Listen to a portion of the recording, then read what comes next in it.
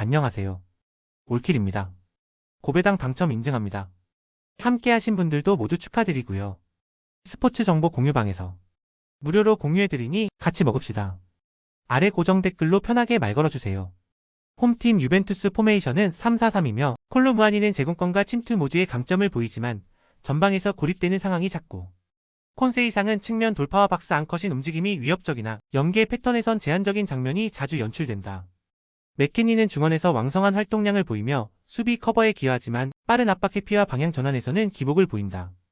유벤투스는 3톱을 앞세운 공격 전개를 시도하지만 빌드업의 템포가 일정하지 않고 상대 압박의 주도권을 잃는 장면이 반복되고 있고 특히 측면과 중앙의 간격 조절이 완벽하게 맞물리지 않아 세컨드볼 확보 싸움에서 밀리는 흐름이 잦고 전환 시 리듬이 끊기는 경우가 많다. 원정팀 맨시티 포메이션은 4-3-3이며 마르무시는 문전 앞침투와 마무리 집중력이 뛰어난 자원으로 공간 활용에서 장점을 보인다. 도쿠는 드리블 중심의 측면 전개를 반복하며 1대1 돌파에서 우위를 점하고 있고 필포드는 하프스페이스에서의 패스 타이밍과 공간 창출 능력이 탁월하며 맨시티는 점유율 중심의 공격 전개를 기본으로 하며 짧은 패스를 통해 박스 근처에서 다양한 패턴 플레이를 만들어내는 팀이며 특히 중원 3명의 유기적인 위치 교환과 볼 운반 능력이 뛰어나며 공격 전환 시 상대의 수비 라인을 끊임없이 흔드는 흐름을 유지하고 있고 수비 전환 속도도 매우 빠르기 때문에 유벤투스가 역습을 시도하기 어려운 환경이 형성되고 있으며 빌드업 단계에서부터 상대 압박을 해제하고 공간을 장악해 나가는 능력에서 완성도가 높다. 유벤투스는 수비 라인과 중원 사이의 구조가 지속적으로 흔들리고 있으며 빌드업 단계에서 압박에 노출되고 있고 반면 맨시티는 전술 완성도와 공격 전개의 유기성에서 뚜렷한 강점을 보이며 상대를 눌러 앉히는 경기를 펼칠 수 있고 이 경기는 공수 전술 밸런스 모두에서 앞서는 맨시티가 흐름을 지배할 수 있는 매치업이다. 홈팀 위다드 포메이션은 5-4-1이며 카시우스 메일라는 박스 근처에서의 마무리보다 압박 가담의 비중이 높은 자원이며 암라바트는 중원에서 활동량은 풍부하지만 패스 전개의 연결고리로서 역할 수행에는 아쉬움이 있고 무바리크는 후방 커버와 수비 라인 안정화를 도모하지만 전진 전개 시 패스 선택지가 제한되는 문제가 존재한다.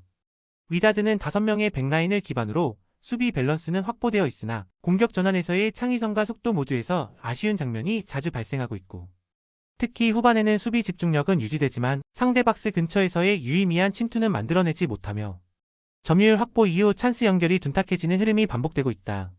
원정팀 R-라인 포메이션은 4-3-2-1이며 라이미는 역습 상황에서의 돌파력은 있지만 조직적인 전개 속도에는 제약이 있고 타쿠는 중원에서 볼 운반과 템포 조절은 수행하지만 결정적인 찬스를 만들어내는 플레이에서는 날카로움이 떨어지는 편이며 박용호는 수비형 자원으로 상대 빌드업 차단에는 강점을 보이나 탈압박과 전진 연결에선 고전하는 모습이며 R-라인은 수비와 중원의 간격 유지에 집중하며 전체적인 라인 밸런스를 지키는 데 성공하고 있지만 공격 상황에서는 박스 근처에서의 과감성이 부족하고 침투 타이밍이 고정되어 상대 수비에 읽히는 장면이 잦고 전방에서의 결정력 부재와 공간 침투의 단조로움이 맞물리며 유효 슈팅 연결 빈도가 줄어들고 있다. 위다드와 R-라인은 모두 수비 조직을 유지하며 라인 붕괴를 허용하지 않는 구조를 가지고 있고 하지만 공통적으로 공격 템포와 박스 근처 창의성에서 한계를 드러내고 있어 이 경기는 체력만 소진된 채 득점 없이 끝날 가능성이 높은 흐름이다.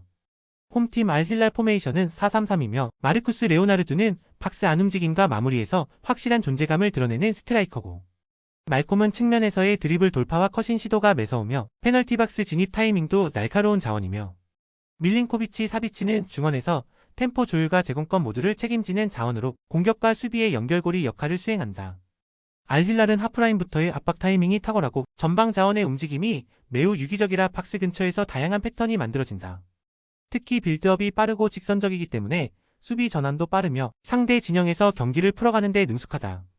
원정팀 파추카 포메이션은 4-2-3-1이며 론던은 제공권 싸움에서는 강점을 보이지만 박스 안 움직임이 정적이고 속도 변화에 적응이 느리고 도밍기스는 중원에서 볼 탈취 능력은 있지만 전개 속도와 방향 전환에서 기복이 크고 케네디는 측면에서 스피드는 있지만 크로스 정확도에 한계가 있고 파추카는 전체적으로 수비 시 블록을 형성하려는 구조지만 중원에서의 압박 회피 능력이 떨어지며 전방 전개 연결이 매끄럽지 못하며 특히 하프스페이스 수비가 불안정하며 상대가 빠르게 템포를 끌어올릴 경우 수비 간격이 벌어지고 박스 앞 공간이 무방비하게 노출되는 경향이 있고 전반적으로 알힐랄과 비교해 압박 대응 구조와 공간 커버 속도에서 뚜렷한 차이를 보이고 있다.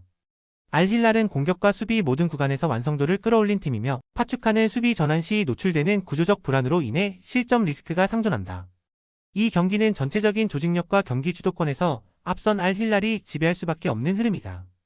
홈팀 잘츠부르크 포메이션은 4-4-2이며 라트코프는 박스 안에서의 마무리는 가능하나 압박 상황에서 움직임의 다양성은 떨어진다. 글러는 중원에서 제공권은 담당하지만 방향 전환과 템포 변화에는 기여도가 낮고 비디스트럽은 전진 전개와 볼 소유 측면에서 일관성이 부족하며 잘츠부르크는 포백을 기반으로 중원에서 압박 라인을 형성하려 하지만 하프 스페이스 커버가 느리고 상대가 템포를 끌어올릴 경우 수비와 중원의 간격이 벌어지며 세컨드볼 대응이 불안정해진다. 특히 점유율을 빼앗긴 이후에는 역습 대응이 느리고 페널티 박스 근처에서의 밀집 수비도 조직적으로 형성되지 못하는 약점이 있다. 원정팀 레알 마드리드 포메이션은 4-2-3-1이며 호드리구는 문전 앞에서의 침투 타이밍이 날카롭고 비니시우스는 좌측에서의 드리블 돌파와 컷인 시도로 상대 수비를 집요하게 흔든다.